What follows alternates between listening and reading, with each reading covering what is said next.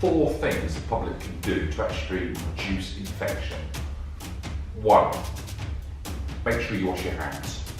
2, make sure you get all the vaccines you require. 3, when you're ill, don't spread your infections around to everybody else.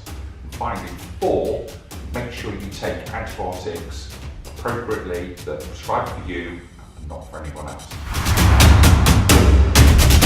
1, hand washing. So why is it important? Imagine everything you touch and then you go and eat something. It's like sucking on everybody's fingers. Everything you touch goes in your mouth. So make sure you wash your hands after going to the toilet, you wash your hands before eating, and you wash your hands when you've been somewhere that might have a high risk of infection. 2, get your vaccinations. Why? Some people are at high risk of infections, and if they get the flu, they can be up to 50 times more likely to die than the normal population. It's also important that healthcare professionals get theirs, because 1 in 4 of them will have a mild case of the flu every season, and they can pass it on to the patients they're looking after. 3, don't spread infections around. If you're ill, don't go to work, don't go to public places and spread your germs around everybody else. If you feel you need to sneeze, don't sneeze into your hands, sneeze into your elbow, be like a vampire. So, 4, take your antibiotics properly. If you've got an infection, don't ask your GP for antibiotics. He will tell you if you need them. If he does give you antibiotics, take them exactly as instructed. Don't save any leftovers for the next time you feel ill, and certainly don't share them with your friends or family. They probably won't work. Take them to the pharmacy for instructions.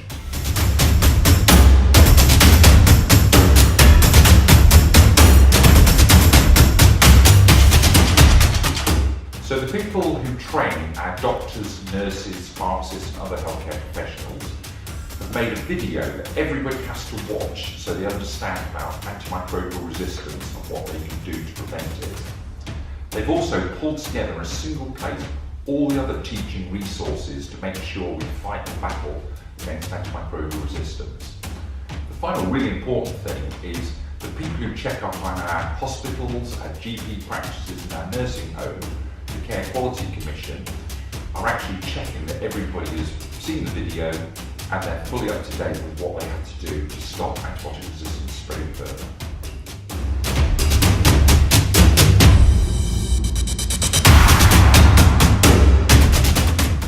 So what are we doing in these teaching hospitals about preventing resistant infections from spreading? Doing 3 things. So the first thing is about ensuring that all our staff and our visitors are washing their hands when they should do.